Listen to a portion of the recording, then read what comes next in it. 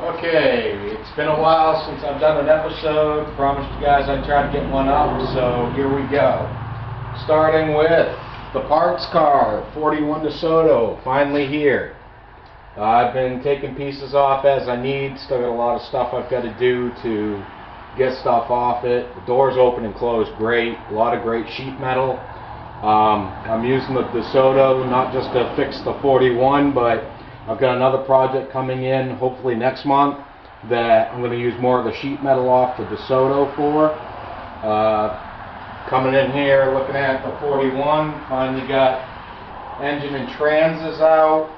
Got the front clip mocked up because I'm using the one-piece DeSoto hood.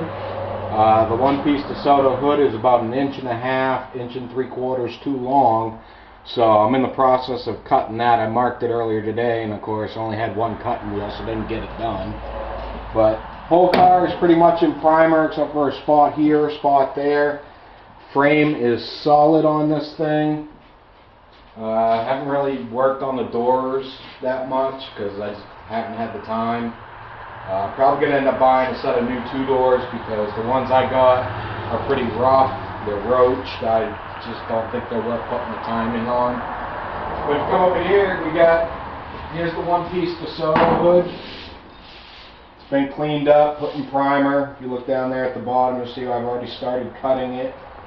So always remember when you're cutting something to fit, if it's too long, undercut it. Don't overcut it, because you overcut it, you're screwed. Undercut it, you can grind it to fit. Been working on fenders over here, taking dents out and whatnot, trying to get them back into shape. Still got a lot of work to do on this, got some dings and stuff, I just still got to work out. My son Corey's been helping me out today. God, you're ugly. Thank you. My stockpile of parts over here on this side of the garage.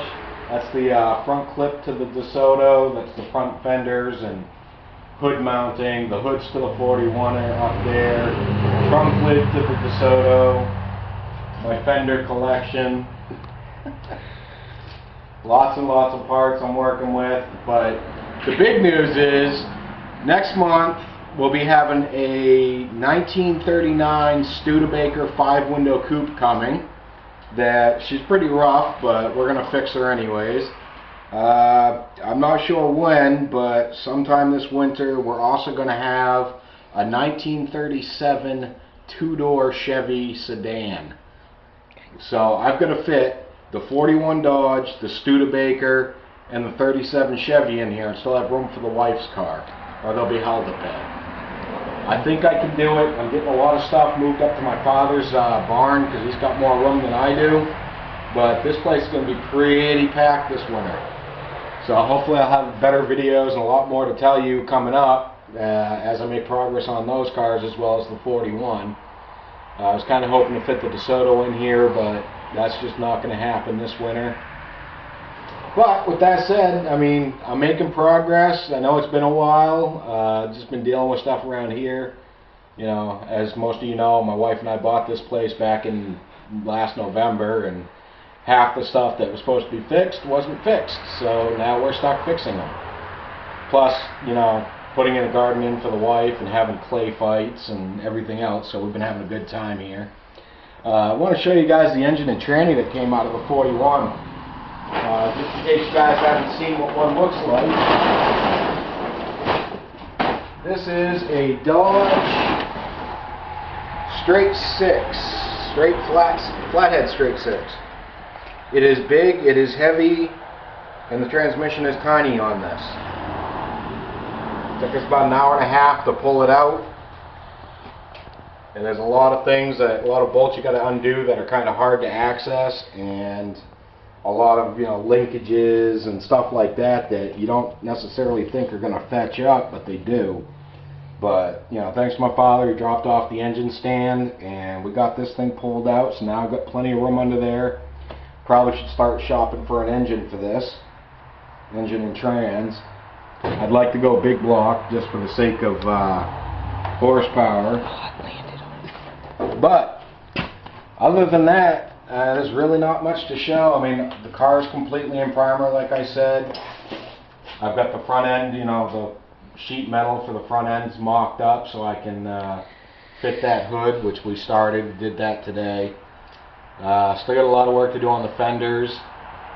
I got some running boards on the DeSoto that we're going to mock up to this to see if they'll fit. It's the exact same body style as the 41. It's the same body, different fender, different front nose, but other than that, the actual body itself is identical to the 41 Dodge.